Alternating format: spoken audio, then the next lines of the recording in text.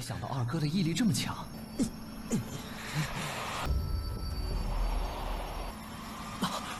二哥，我的腿好了。放心，我有分寸，你千万不能再如此冒险了。正有此意，只有沈家忍不住出手了。他们还在等什么？哼，不过现在也不。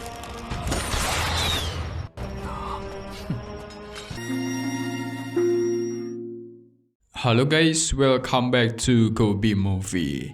Dan hari Minggu kita bakal dihibur dengan dua tokoh mantap ya guys ya, Lord Qin dan Lord Qinmu. Sama-sama warga Qin, cuman beda universe nih. Tapi Qinnya memiliki penulis yang berbeda juga, jadi artinya beda.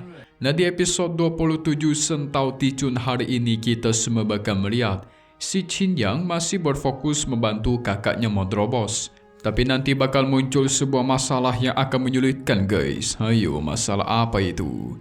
Kalau berdasarkan part kemarin, kita semua sudah melihat Qin yang kembali ke klan Qinnya untuk mempersiapkan perang. Kebetulan ayahnya dan pamannya belum keluar dari pengasingan dan masih sibuk menerobos Rana.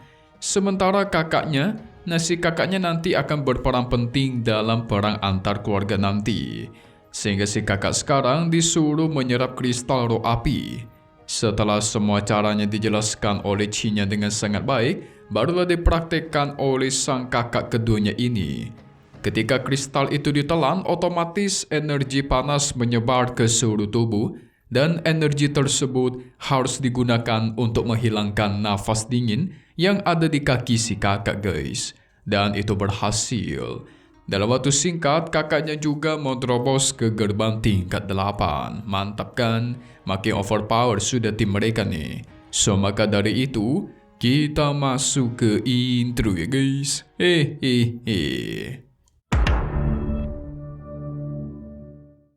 Setelah itu, melihat kakaknya yang sedang berusaha menyempurnakan energi api surgawi, Cina tentu senang.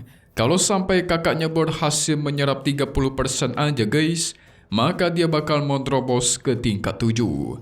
Apalagi dia merasakan racun dingin yang ada pada kakinya yang si kakak sudah mulai menghilang. Namun apa yang terjadi? Gak lama dari itu dia merasakan kakaknya sudah menyerap total 20% api surgawi. Melihat kakaknya begitu gigih, tentu sang adik senang. Bersusah payah demi menjadi lebih kuat, Cia memutuskan untuk membiarkannya sebentar lagi. Targetnya setidaknya sang kakak menyerap 30% sesuai apa yang diharapkan. 没想到二哥的毅力这么强。 Dan tidak lama dari itu, sesuai dugaannya Qin Yang, sang kakak berhasil menerobos ke tingkat 7 guys.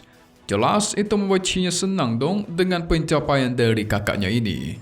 Tapi si kakak tidak kunjung menyelesaikan kultivasi, malah terus melanjutkan proses kultivasinya serta menyerap roh api surgawi. Qinnya panik karena dia yakin kakaknya gak bakal bisa mampu guys menahan kekuatan dari kristal roh api yang lebih banyak. Dia mencoba menghentikannya, keadaannya bisa membahayakan nyawanya. Tapi sang kakak tidak mau berhenti. Walaupun Qin terus menegaskan jikalaupun gagal, kemungkinan si kakak gak bakal sembuh. Gak menyangka kakaknya bakal berjuang sekeras ini. Tubuh sang kakak mulai mengeluarkan aura yang menyeramkan. Tapi ledakan besar terjadi yang ternyata itu adalah tanda kalau kakak keduanya berhasil menerobos Rana sampai ke tingkat 8. Jelas Qin terkejut bukan main dong, serta bangga kepada kakaknya ini. Dalam sekejap menerobos 2 Rana sekaligus dengan kristal roh api surgawi. Alhasil kultivasi pun selesai dan matanya bisa dibuka. Dia mencoba berjalan dan sekarang kakinya udah sembuh total guys. Walaupun awal-awal kesulitan karena kelamaan gak jalan ya kan. Qin terus memujinya karena dia sangat hebat. Tapi dia juga penasaran gimana dengan situasi sisa roh api surgawi. 对了，二哥，不仅如此，你还，我的腿好了。 Sang kakak masih bingung. api surgawi sisanya itu masih menetap di dalam tubuhnya gitu guys. Padahal teknik api spiritual sudah digunakan untuk mengeluarkan sisa-sisa energi tersebut. Soalnya ketika dia menyerap 30% api spiritual ini, tubuhnya sebenarnya sudah tidak mampu. Qin Yang mendengarnya terkejut. Berarti kemungkinan garis keturunan darah surgawi dari kakak keduanya merupakan salah satu garis darah terkuat gitu guys. Dia menasihati sang kakak agar jangan berbuat nekat seperti itu lagi di masa depan. Bisa dibilang kali ini sang kakak beruntung bisa melewati itu semua. Sang kakak pun menuruti perkataannya. Setelah itu, Qin Yang memberikannya lagi sebuah kristal roh api surgawi dan menyuruhnya menyerap supaya naik ke tingkat 9. 放心，我有分寸，你千万不能再如此冒险了。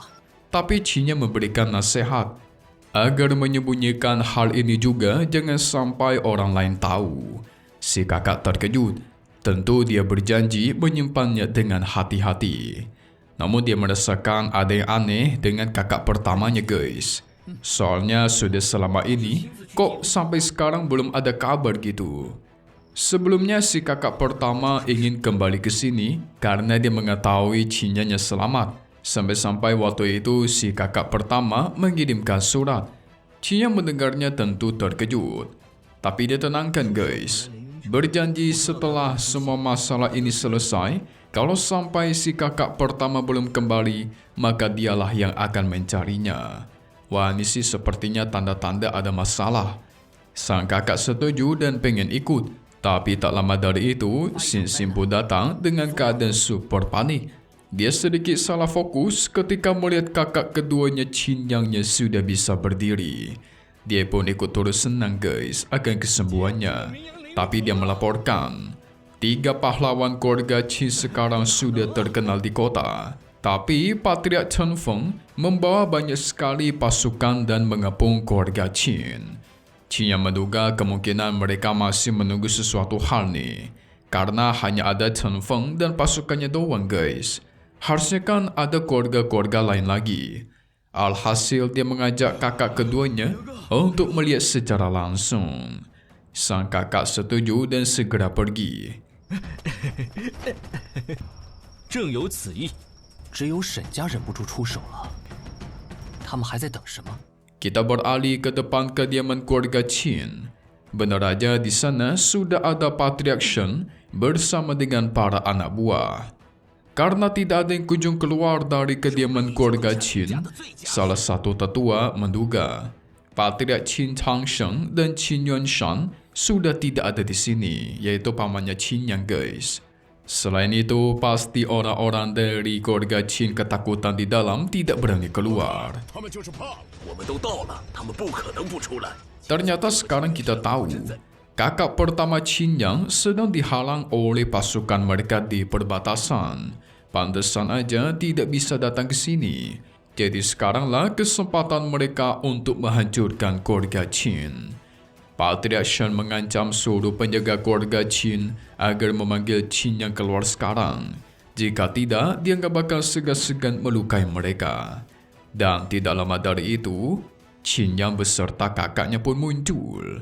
Dengan santainya, Lord kita bertanya, ada urusan apa kenapa Patriark Shen membawa pasukan begitu banyak ke kediamannya? Padahal mereka ini sudah lama tidak bertemu.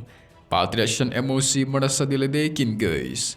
Bisa-bisanya setelah membantai semua putranya, Qin Yang malah berpura-pura bodoh.